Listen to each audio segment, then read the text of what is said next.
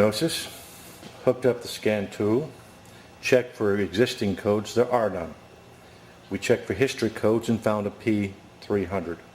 This particular vehicle, a 1999 Chevrolet Malibu 3.1 liter engine, does not set individual misfire codes.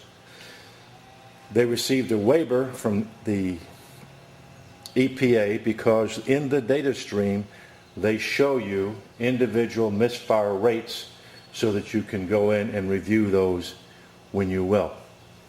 So this is a classic example of a vehicle who sets a trouble code light every couple of weeks, been worked on by another shop.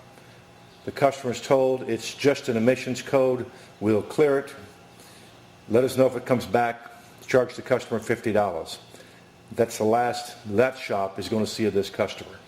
Let's go in and see how we diagnose a P300 that shows up occasionally.